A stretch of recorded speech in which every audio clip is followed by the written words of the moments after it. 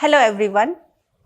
Welcome in the lecture number 35 of our course Understanding AI through Literature and Popular Culture. I am Dr. Shipra Tholia, Assistant Professor in the Department of German Studies, Banaras Hindu University. In our series of lectures on gender and AI, we have also discussed the concept of virtual existentialism. So, what was this virtual existentialism? Just to jog your memory, I will read the quotation. When the user takes their first step in a virtual world they have not engaged with before, they are likely to have only a very limited knowledge of the subjectivities they are afforded within that world. They might not yet be aware of capabilities they are granted or the limitations that define their possibility to inhabit that world. As such, they might have no idea of what kinds of project it is possible for them to take on, let alone which projects, if any, are suggested explicitly or less so by the implied designer. In short, the user might not know what they can do or what they should do, and as a result, because they are integral components of such an understanding, they might not know who they are in the virtual world. If you remember our discussion about Judith Butler's that gender is created or gender is constructed through performance. So, if we take the concept of virtual existence, so what happens in the virtual existence when we enter into a game or let's say in a virtual environment? Our roles are not defined. We are the first time user. We don't know what are we supposed to do in that world. What would be our role? Whether I would be a male or whether I would be a woman, I don't know. Or maybe an elephant or I don't know. Maybe a robot. All rules are unknown to me. I am entering that world as an innocent, unknown person who has no idea, who has no clue about the rules of that world. This very innocence gives me as a user an opportunity to explore things for the first time. And this is something that gives, and this is something that kind of challenges the idea of gender. When people enter for the first time in virtual world, they are unfamiliar, absolutely unaware of how it works. Neither do they know what kind of identity they have there, nor do they know how to conduct themselves, how to behave, what powers do I possess. Furthermore, they are not yet aware of the capabilities that the world offers them or the limits it places on them. As a result, they are unable to determine what actions are possible or what tasks need to be completed. A virtual world's identity depends on knowing how and what you can and should do. So the user does not yet know who they are. In fact, the identity is not yet known to the user. User has to construct that identity, and we have discussed how this identity depends on several factors such as affordance or design of that virtual world. So what this virtual environment actually offers is an experimentation with gender. So this gives me an experimentation possibility. It is possible that you can explore new gender, play roles, transition in virtual spaces, which provides a unique environment for exploring identity without the constraints of the real world. Whereas cyborg and post-human subjectivities, there are some virtual worlds allowing avatars for example, cyborgs, hybrids, shapeshifters, that transcends anthropocentric gender categories. So, this virtual world kind of gives us an opportunity to explore things that we cannot in the real world. We can even change our identity, we can be someone else, we can explore the possibilities and limitations of different gender. And this kind of offers a new point of view for us. This idea has been used and explored in several fictions and in fact in several films. If you remember this film being John Malkovich, so where characters were entering into the mind of John Malkovich and just being in the mind, they were exploring new personality, things that they have never done before, things or the ideas or let's say personalities that they never had. In fact, there was a female character when she goes inside Malkovich's mind or let's say Malkovich's body, she explores that she wants to be in a male body. She is trapped, she is wrongly trapped into a female body and she wants to be in a male body. And she finds out that she has liking for female gender. In a similar context, we take this another example of striking vipers. This is an episode again from Black Mirror.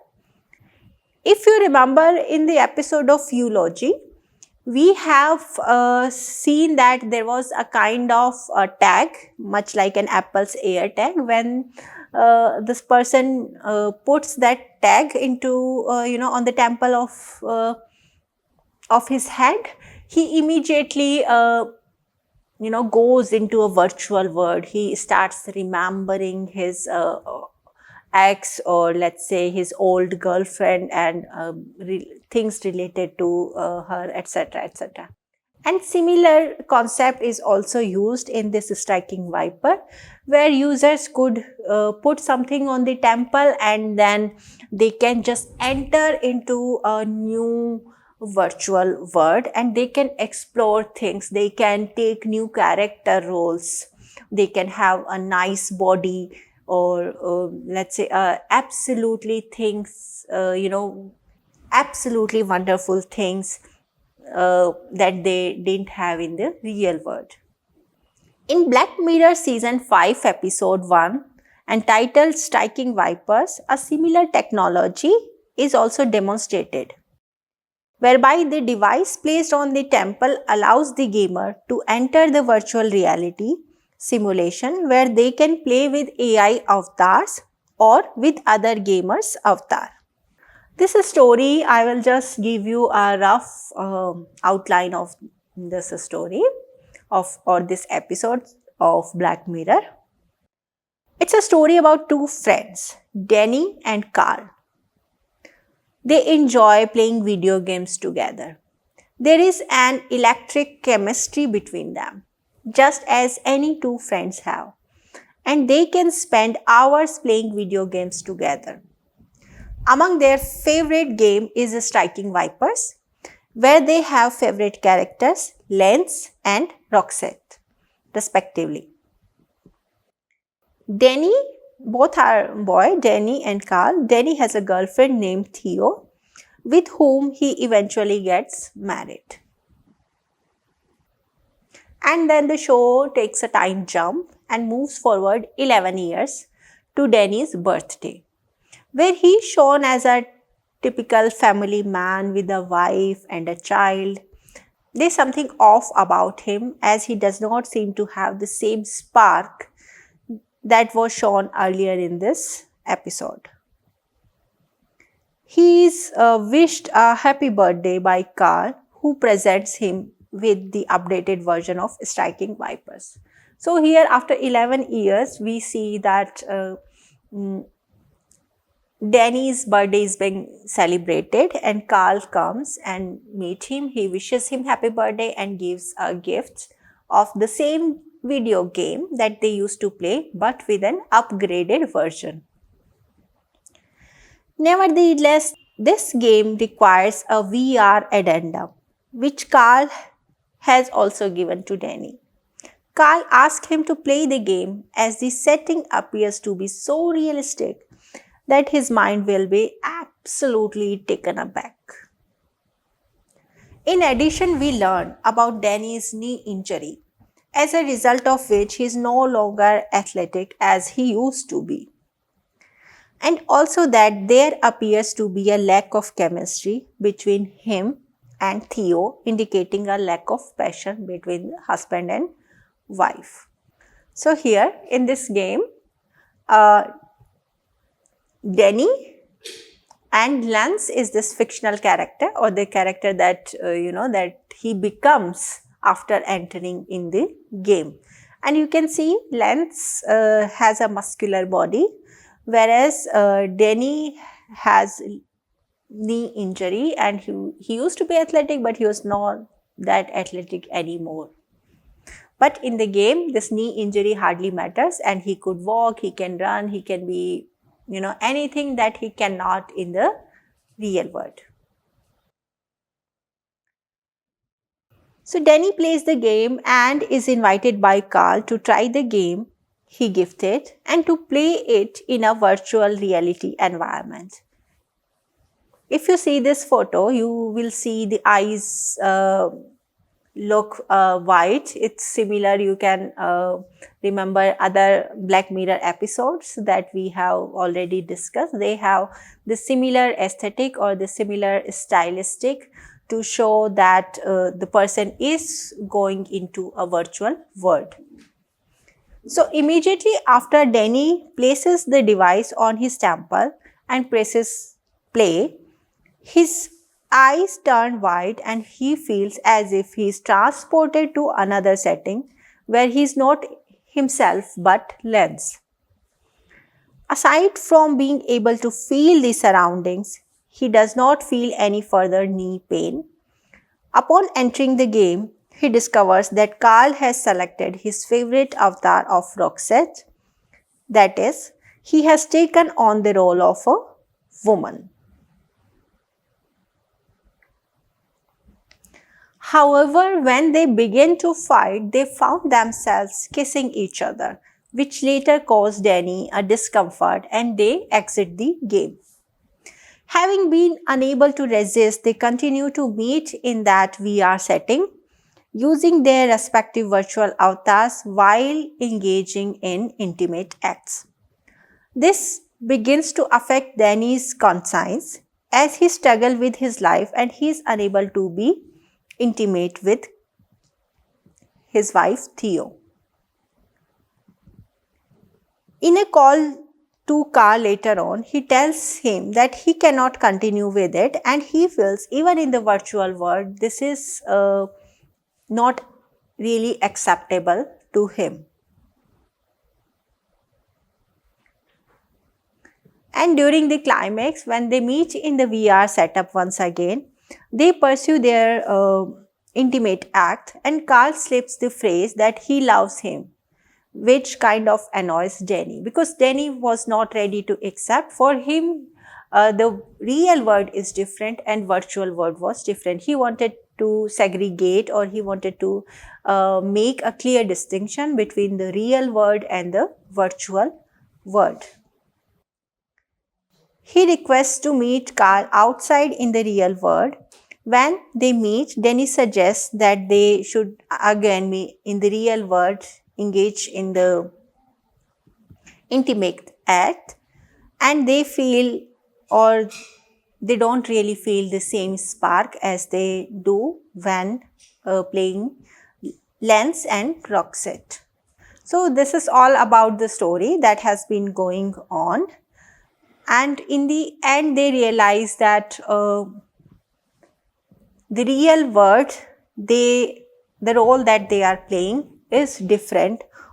Whereas in the virtual world, they can explore something more. They can explore even the new gender, and they realizes, something extraordinary or a spark between both of them. So this episode basically talks about a post-human intimacy. So what is this post-human intimacy? Where the body is optional. You don't really require a body for uh, concepts such like intimacy, relationships, and behavior. And in fact, in the post-human world, body is seen more like a constraint. Body is something that is stopping you from being something more. And this is also a threat that people generally see in context of artificial intelligence. Artificial intelligence is seen more a threat because it doesn't have a body.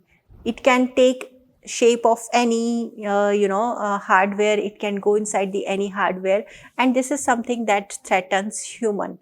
That for human, body has always functioned as a constraint. Whereas in post-human intimacy, there is no fixed gender. Desire can be programmed in unpredictable ways. Friendships, sex, and identities are entwined. It is consistent with theories by Donna Haraway, Bredotti, and Catherine Hayles that the boundary between body and machine dissolves, enabling hybrid forms of relations to emerge. I would recommend you to go and find out the text about Donna Haraway and Bredotti. In this context, let's say what we can discuss in our discussion form. I would be interested in knowing, does moral responsibility transfer across virtual physical boundaries? You see how both the characters were, morally inclined, and they had this ethical question all the time looming on their head, whether what they are doing is actually correct or what they are doing is not acceptable in the real world. In what ways does the VR system script or control gender behavior? As we have discussed in the last lectures, that gender in virtual world is fluid, but at the same time it is a thing of constraint, because we are living we are limited by the choices given by the programmer, or the affordance factor, what we can buy in the virtual reality. So I would be looking forward to your answers in the discussion form. Thank you for your attention.